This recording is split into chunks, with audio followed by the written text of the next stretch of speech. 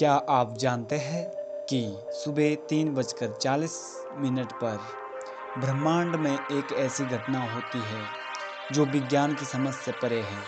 यह वह समय है जब महादेव का डमरू भी खामोशी में बजता है। नमस्कार दोस्तों, हम किसी मोटिवेशन या टाइम मैनेजमेंट की बात नहीं करेंगे। आज हम बात करेंगे उस रहस्यमयी किताब की जो सदियों से काशी के एक पुराने मंदिर की दीवारों में छिपी रही। एक ऐसी किताब जिसमें 21 ब्रह्म मुहूर्त रहस्य लिखे हैं और वह एक खोया हुआ फॉर्मूला। अगर आप इसे समझ गए तो घड़ी को देखकर मात्र 3 मिनट में आपकी किस्मत बदल सकती है, न कि 3 साल में या 3 महीने में। हाँ, बस 3 मिनट। आपने हजारों वीडियो देखे होंगे जो आपको सुबह जल्दी उठने को कहते हैं। सफल लोग सुबह 4 बजे उठते हैं, लेकिन कोई नहीं बताता कि उठने के बाद के पहले 3 मिनट में अपने अंदर शिव शक्ति को कैसे एक्टिवेट करें। अगर आप सुबह 4 बजे उठते हैं और फिर भी वही चिंताएं, वही तनाव और वही मोबाइल फ़ोन चेक करना है, तो आपने केवल घड़ी का समय चुना है, न कि ब्रह्म मुहूर्त। आज मैं आपको उस प्राचीन ग्रंथ का सार दूंगा जिसे नागा साधु काल भेदन कहते हैं, यानी समय को चीरना और अपनी वास्तविकता लिखना। हमारे शास्त्रों में कहा गया है कि यथे पिंडे तथे ब्रह्मांडे, यानी आपके शरीर में जो है वह ब्रह्मांड में भी है। लेकिन समस्या यह है कि हमारा शरीर उस कॉस्मिक एनर्जी से डिस्कनेक्ट हो गया है। हम एक रेडियो जैसे हो गए हैं जिसके पास एंटीना तो है लेकिन सिग्नल पकड़ नहीं पा रहा।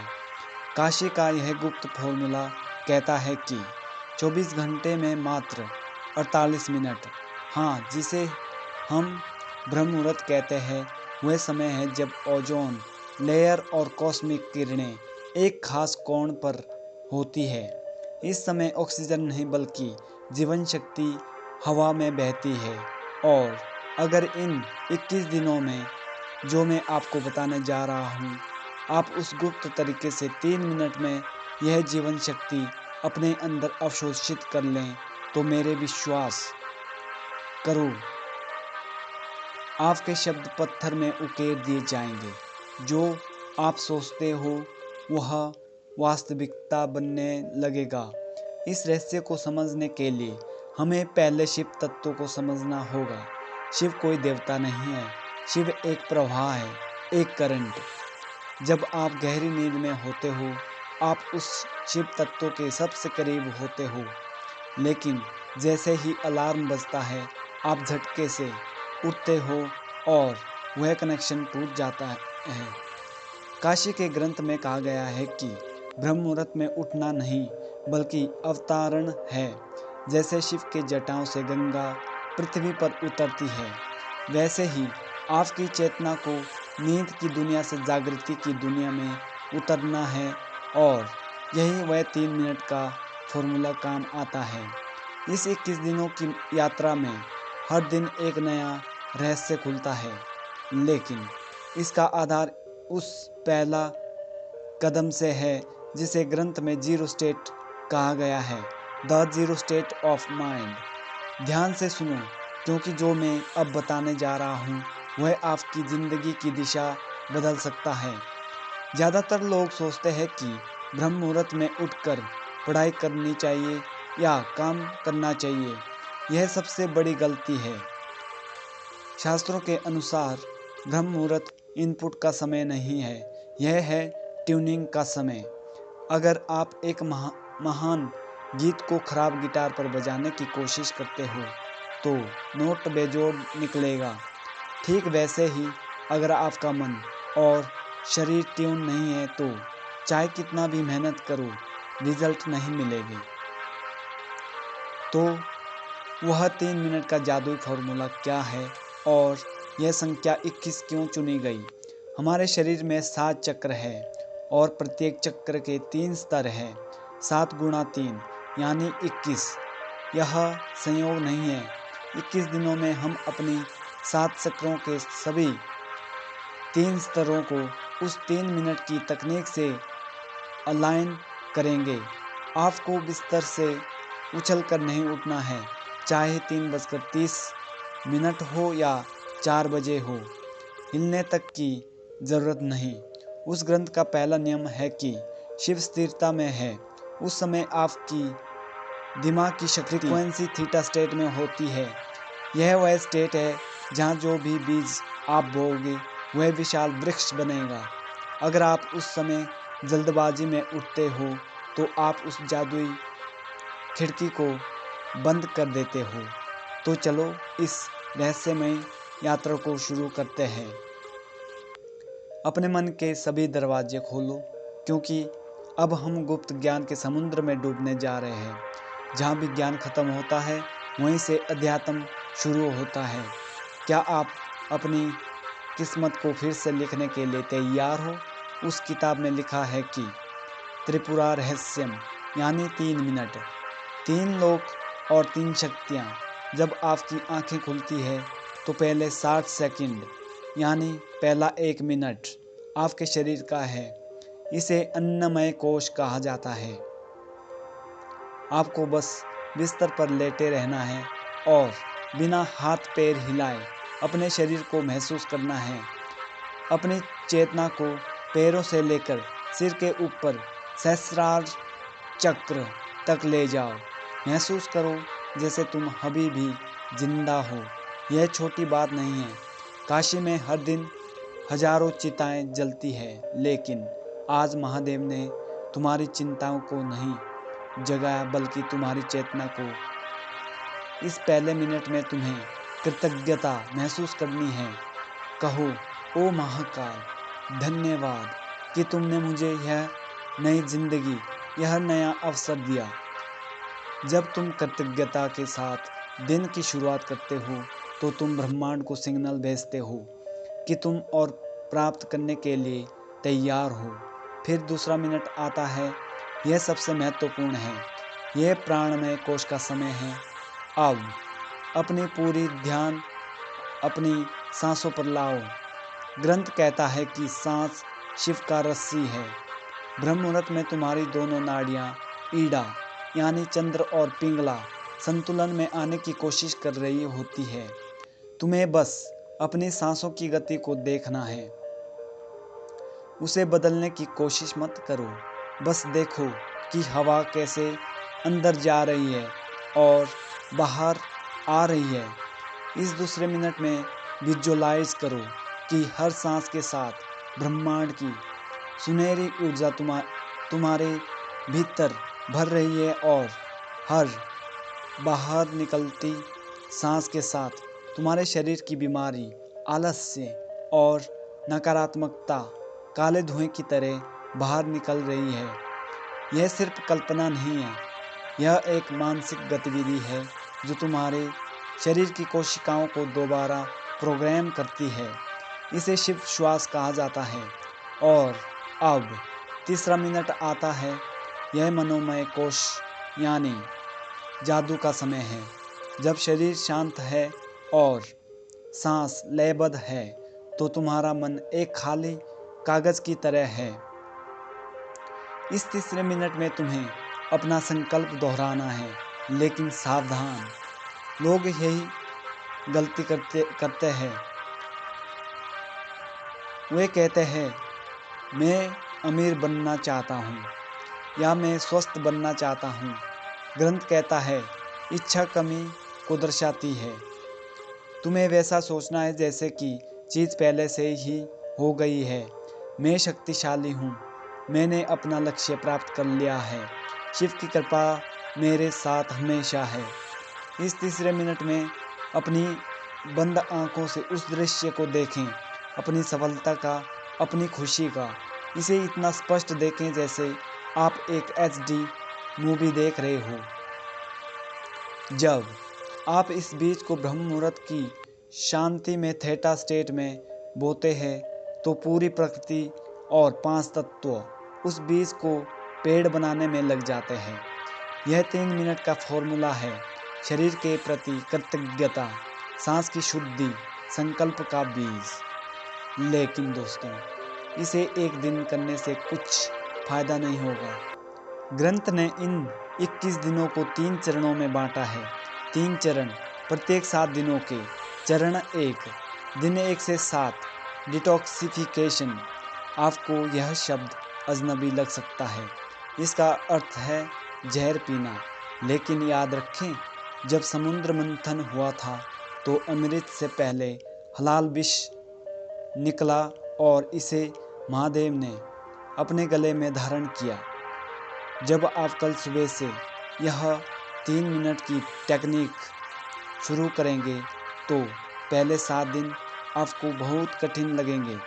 आपका शरीर विद्रोह करेगा, आपको ज़्यादा नींद आएगी, सिर भारी लगेगा, पुरानी दबी हुई भावनाएं बाहर आएंगी। आपको लगेगा कि सब छोड़कर सो जाऊं। यह वह विष है जो सालों से आपके अंदर जमा हो रहा है। यह आलस्य, यह टाल मटोल, यह डर सब बाहर आएगा। काशी का फॉर्मूला कहता है कि केवल परीक्षा से गुजरने वाला ही चमकता है। इन 7 दिनों में आपको पीछे नहीं हटना, आपको नीलकंठ बनना है। बस उस दर्द, उस नींद की लहर को गवाह बनना है, उसे हावी नहीं होने देना। इस समय एक विशेष नियम का पालन करें। जैसे ही आप सुबह उठें, अगले 1 घंटे के लिए मोबाइल स्क्रीन न देखें। अगर आप इन 7 दिनों में अपनी आंखों पर मोबाइल की रोशनी डालते हैं तो समझिए कि आपने अपनी पिनियल ग्लैंड को अंधा कर दिया है। यह वह समय है जब आपकी तीसरी आंख सक्रिय होने की कोशिश कर रही है। उसे अंधेरे की ज़रूरत है, कोई मोबाइल रोशनी नहीं। इन 7 दिनों में ढेर सारा पानी पिएं, क्योंकि आपका शरीर अपना कचरा बाहर निकाल रहा होगा। अगर आप इन 7 दिनों की संघर्ष से उबर जाते हैं तो समझिए कि आपने अपनी पुरानी आदतों की कमर तोड़ दी है। दूसरा चरण, दिन 8 से 14, अवलोकन। जब शरीर थोड़ा शांत हो जाता है तो 8वें दिन से मन का खेल शुरू होगा। मन का मतलब वह जो कठोर ना हो, यानी जो सरल हो और जिसमें भेदभाव ना हो। इन दिनों में आपको अचानक कई विचार आएंगे, कभी बहुत पुरानी बुरी यादें भी सताएगी। ग्रंथ कहता है, विचारों को न पकड़ें, उन्हें बहने दें।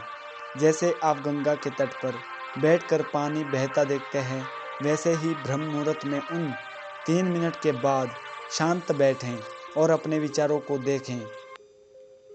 इस चरण में आपको एक अजीब शांति महसूस होगी। आपको लगेगा कि आप अपने शरीर से अलग हैं। यही वह समय है जब आपकी फ्रीक्वेंसी बदलने लगती है। आपको नोटिस होगा कि जो चीज़ें आपको गुस्सा दिलाती थी अब वे बेकार लगेंगी। आप छोटी छोटी बहसों में उलझना बंद कर देंगे। क्यों? क्योंकि अब आपकी ऊर्जा मूलाधार चक्र से ऊपर उठकर और हृदय चक्र की ओर जा रही है। इन दिनों में एक काम करें, उन 3 मिनट के बाद मानसिक रूप से 5 मिनट तक ओम नमः शिवाय का जाप करें, बोलकर नहीं, मन में। यह मंत्र एक कंपन है जो आपकी डीएनए को ठीक करता है। विज्ञान भी अब मानने लगा है कि पदार्थ ध्वनि फ्रीक्वेंसी से बदलता है। तीसरा चरण, दिन 15 से 21, शिव सायुज्य यानी संरेखण। यह वह चरण है जिसका हर साधक इंतजार करता है। 15वें दिन के बाद आपको अलार्म की ज़रूरत नहीं पड़ेगी। आपकी आंखें अपने आप 3:40 पर खुल जाएंगी। ऐसा ताज़ा लगेगा जैसे अंदर रोशनी जलाई गई हो। उस समय आपको देखने में मिलेगा कि जो आप सोचते हैं वह बहुत तेज़ी से हकीकत में बनने जा रहा है। हम इसे लॉ ऑफ अट्रैक्शन कहते हैं, लेकिन काशी के ग्रंथों में इसे संकल्प सिद्धि कहा गया है। आप किसी को मिस करेंगे और वह कॉल करेगा। अगर आप किसी काम के बारे में सोचते हैं तो उसका रास्ता अपने आप खुल जाएगा। यह चमत्कार नहीं है, यह इसलिए हो रहा है क्योंकि आपकी एंटीना अब ब्रह्मांड के सिग्नल से ट्यून हो गई है।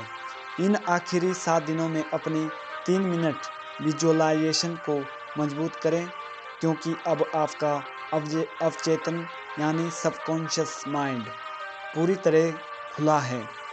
जब जो कुछ भी आप इसमें डालेंगे वह आपकी किस्मत बनेगा।